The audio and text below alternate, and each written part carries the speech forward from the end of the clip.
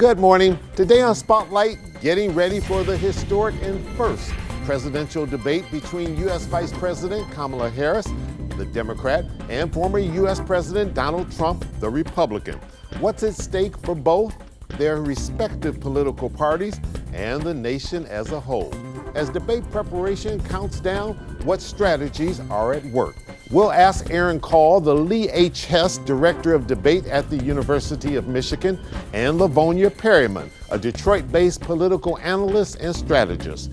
It's Sunday, September the 8th. I'm Chuck Stokes, and this is Spotlight.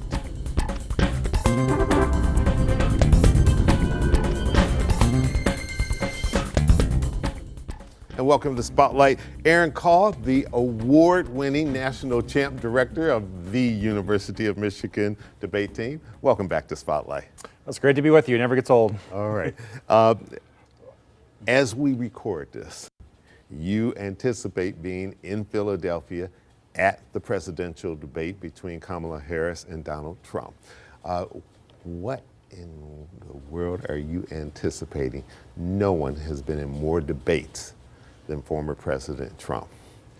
Yeah, he definitely has the experience advantage. This will be his 7th presidential debate, and we saw him against Hillary Clinton and then 3 debates against Joe Biden, and he's a wild card. You know, you never know what you're gonna get. You don't know which Donald Trump is going to show up. No, I mean, he's got the media entertainment background. He's the host of The Apprentice. He's very cognizant of the cameras and kind of how things are going to be anticipated, but then also can be very substantive, to going back to his accomplishments in the first term, how he wants to lead the country. So you're preparing for a lot of versions. So as a director of debate, if you're preparing Vice President Kamala Harris, what do you say to her? Yeah.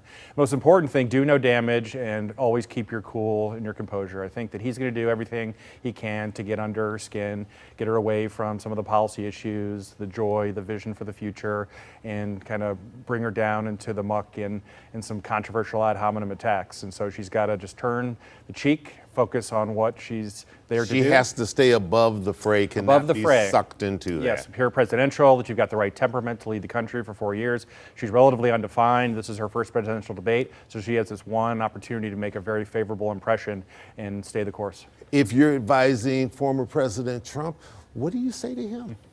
I think he did pretty well against President Biden in the June debate. Try to emulate that. He's more disciplined. Some of the rule changes, the cutting of the microphones, allows him to stick to some of the policy issues. And he won that. He won that. That first little debate. The president to not seek election was historic. But some of the major issues that voters are going to really pay attention to this time: immigration, inflation, the economy. He's got an advantage there, and so he should stick to there. Remind people what they liked of his first administration, and talk about how he's going to institute some of those policies to help everyday Americans with the issues that they've dealt with, especially inflation.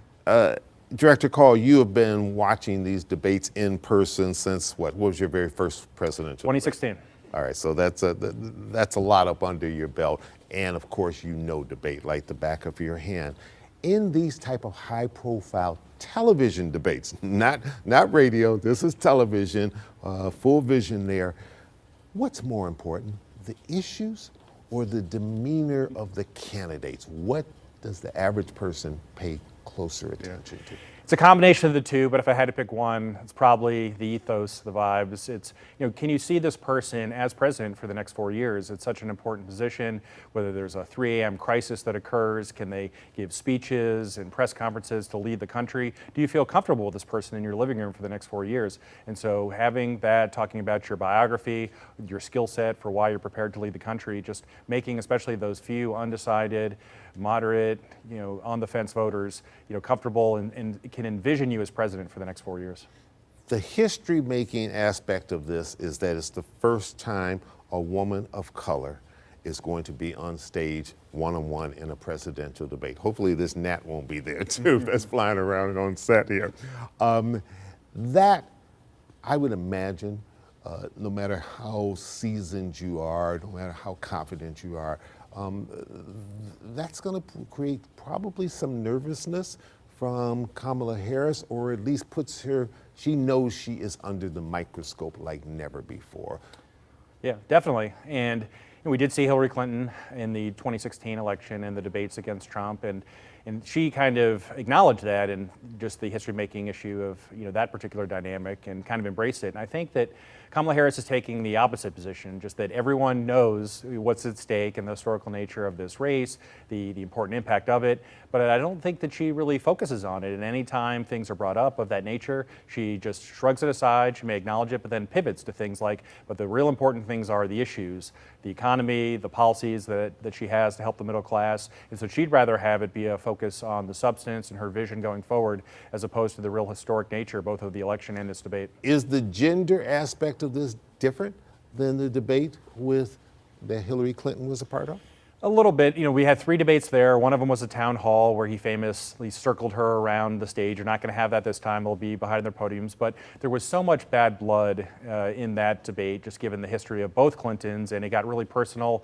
Both Bill Clinton and some of the affairs and personal issues that he had, he brought that up on the debate stage, and she had to respond and accuse her of being an enabler. So they don't have that personal history, and it's not going to be as deep-seated. There's just the one debate. It's more formal.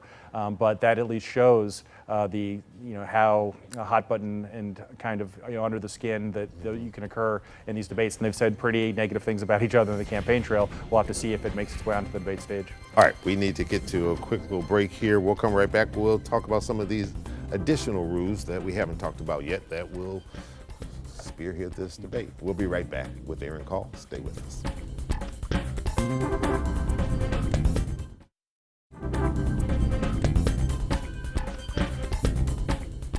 And welcome back to Spotlight. All right, there will be no opening statements. President Trump will get the final closing statements.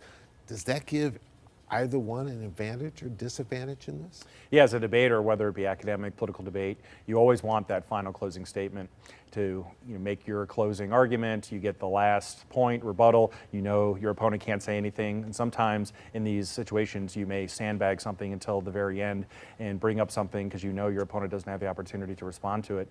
And we saw the same thing in the first debate. And the mics will be muted, so it's not like you can jump in and somebody's going to hear you. Correct, totally unvarnished. We saw in the very famous Obama-Romney debate where he waited till the very last part of the debate to make the point about his negative comment about the 47% of the country. And so you may want to take your best argument and do it at the very end because the opponent doesn't have the opportunity to rebut it.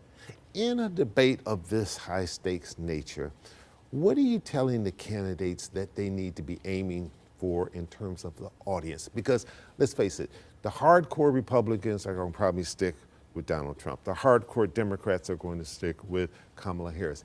Is it that independent voter that they really should be focusing in on?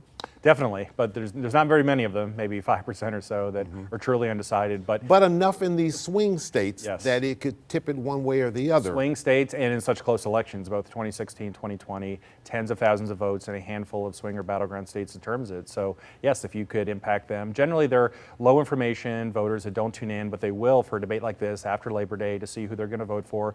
You want to be positive, forward-looking vision, talk about your biography, your policies to help them, and they don't like the ad hominem attacks, the negative, because they think politics is too contentious anyways. So really try to be presidential above the fray, help you with those moderate and independent voters. Aaron Call, for Vice President Harris, what are the key issues that she needs to drive home? Yeah.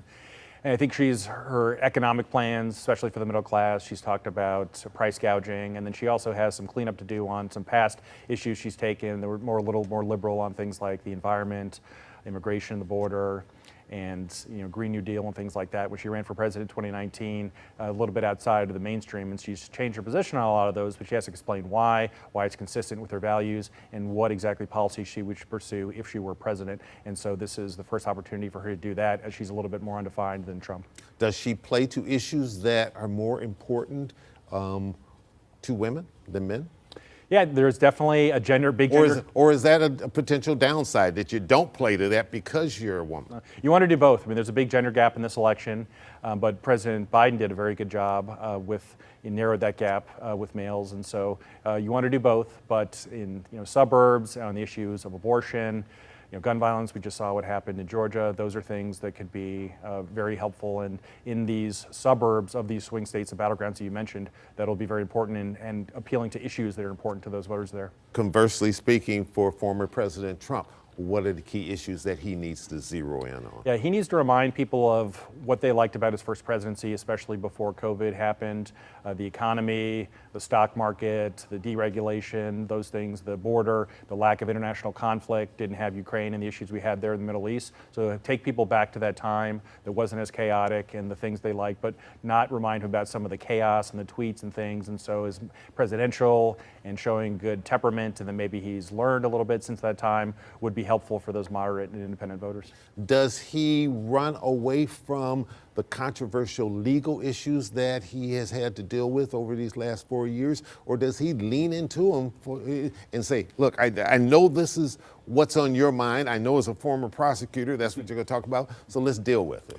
Yeah, I think it's baked in, and he definitely can't avoid it, but I think he'll do what he normally does, is just saying that it's a politicalization of the Department of Justice, and it's a witch hunt, and that they're out to get him, and that his numbers have only gone up, especially amongst Republican primary voters since then, and it's all fake. And so it's a lot of the tactics that he's used previously, I think, and we haven't seen it affect his numbers too much. And so while Kamala Harris is a former prosecutor and is going to do her best to prosecute that case against him, the legal issues just kind of are what they are, and if he's president, many of them will go away.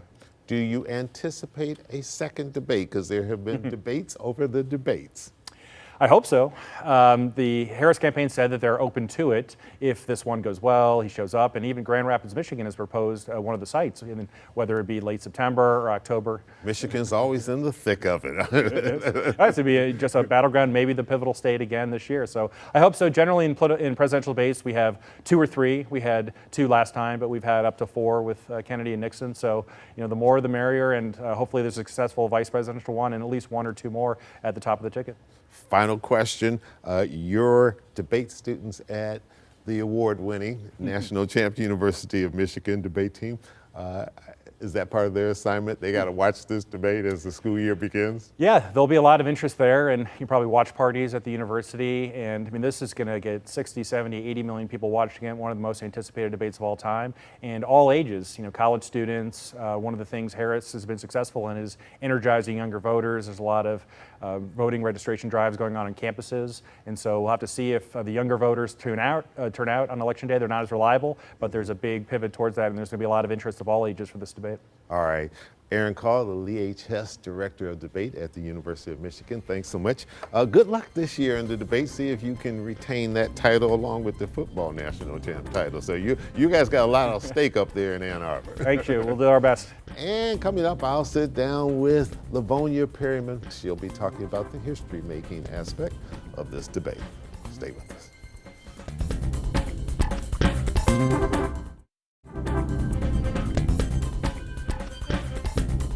And joining me now on Spotlight is Livonia Perryman. She is a Detroit political strategist, analyst, all those good things. Welcome to Spotlight. Truly my pleasure. It's a pleasure having you.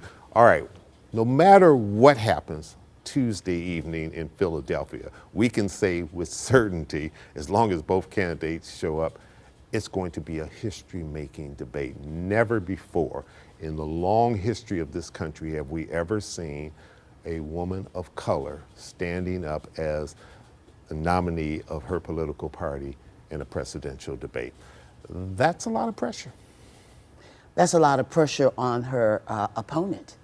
That's a lot of pressure on her opponent because as a black woman, if she grew up like any black woman that I know or the folk who are watching and listening to us know, our mother said we had to always be better than the rest. We always had to be prepared better than the rest. Now, they never said black or white. The code word was, the phrase was better than the rest. You knew. Yeah. You grew up in that atmosphere. She is coming more than ready. She's coming prepared. She's excited. And she has anxiety around it. I mean, this is a historical move. You Right. wouldn't be human if you didn't. Absolutely not. I mean, even individuals such as Bruno Mars or anybody else, and even Biden, even Obama will tell you, even before they go on stage, there's something in their stomach that says, I'm getting ready to go see and present myself to several million people. So that comes with the territory. Surely this is major, it's historical. It's historical for the world to see a woman, one, an African-American woman, two, on the stage competing with someone that some folk would believe doesn't even need to be on a stage with someone of her caliber. For former President Trump, who has been in more presidential debates than any president in past political history, so the experience factor comes into play. If you're advising Kamala Harris, the vice president, what are you saying to her? Are you saying, be careful, don't take this for granted, because this is not new to him? It's not new to him, nor is it new to her. She understands, if I'm correct, and I will never say that I'm a personal friend of hers, but as an analyst and person who has worked with many candidates, local and national, I always say, come prepared. See, you have to come prepared, and then you got to know who you're dealing with. Study the opponent. Study the people who are in the room. Which Donald Trump do you prepare for? Is that part of the challenge for those getting her ready for this debate, because he has shown so many different faces throughout the years that it's hard to predict how he's going to come in? This is not someone who is predictable in terms of they're the same way all the time.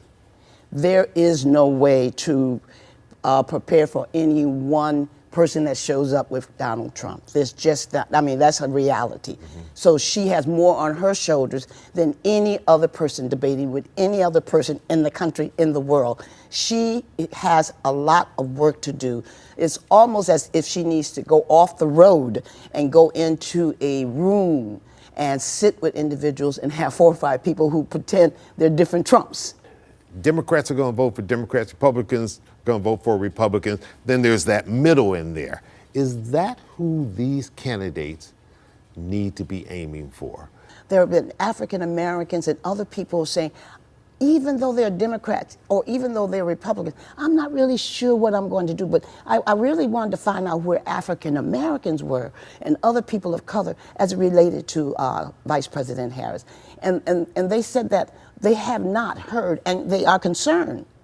They're not talking about voting for Trump, but they're concerned that she has not spoken the word reparation. She has not spoken how she is going to help HBCUs. She has not spoken the word about housing and the mortality rate. And they don't feel like just because you are of color that I've got to vote for you. Yes. Yeah. So that not only do you have to talk to the undecided, you got to win my vote no matter what color I am. You got to win my vote regardless of if I'm a Democrat. I am a dyed-in-the-wood Democrat, and I will support the Democrat, but speak to my needs. And some are concerned, not many, but some are concerned. And when I was doing my research, I heard that she is not speaking directly to the people that really want to vote for her. And Donald Trump, former president, has spoken directly to African American men and says he has a kinship with them. So that's also something that he may play that evening. And you say play. As I have a friend named Reverend Steve Tillett, don't fall for the okie doke. This is a performance. Politics is part of a performance this day. It's no longer you go on, I'm a Republican, I'm a Democrat, I'm gonna give you the policies and I'm going to do a debate. And anything, and I'm gonna do my 10 points. And hopefully my 10 points will win over my party membership. No, it is a performance, it's TV. It is a showtime for both parties. And she has to remember, this is a showmanship policy debate. So along those lines, Ms. Perriman, is the performance, the physical performance of these candidates more important than the policies and the issues that they talk about, or are the issues equally important? It is significant that you show up as a person who understands what performance means. Her last interview with the other stations that she did, Dana Bass, people shared, CNN. They discussed with me, believe it or not, they discussed with me what she was wearing, how was her hair, was she low in terms of her presentation. Because the television shows all of it. So when you're preparing a person for a debate, you have to prepare the internal mechanisms in terms of how they feel, what they're up to. Show up as a vice president, dignified, but show up to perform and share her thoughts, her ideas, and her commitment to the country. Okay, Lavonia, hold your point. I want to talk issues in just a second. We'll be back with more questions to Lavonia Perryman right after this.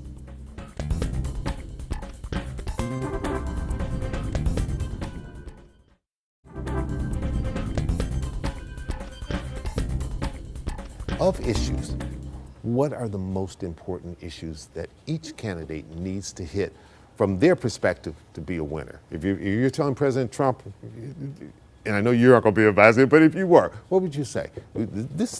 You got to hit this issue, and this issue, and you better hit it strong. You have to hit the issue of justice, democracy, employment, housing, healthcare. Those are issues that impact everyone, regardless of race, creed, color, or religion. Housing, education, justice for all. Even the immigrants that he wants to send back, move, don't let them in. Justice. Justice speaks to how you treat people. And Kamala Harris, conversely, what are the key issues she must drive home that evening? She must drive home similar issues on the bigger scale as everyone talks about democracy. But see, for the folk who are listening and wondering, should I vote for her? They want to know about housing, economics. How am I going to pay my bills next month? How am I going to pay my bills on the day that you decide the election goes off? Cornflakes, are they going up? Cheerios, are they going down? That's what she has to speak to, but she has to speak to it in a very dignified, professional way, but she has to speak the language of the people. Quick follow-up, and this is all we have time for. Yes. Does she stress issues that are key to women? Or is that something she sort of doesn't focus in on as much because of the fact that she is a woman standing on that stage, a woman of color? Oh no, she should not just take women for granted. She must speak to women and speak to them on their needs, their desires, and their dreams for their family and the community. She must speak to them. Why? Because the majority of people who vote are women. And when women vote, we win. Lavonia Perryman, thanks so much for coming in. Always a pleasure having you on Spotlight. And we'll wait and see what happens on Tuesday evening. Truly my pleasure, all right, always. We'll get you back. All right. And I'm Chuck Stokes. We'll be back next week with more newsmakers in the Spotlight. We hope you have a great week.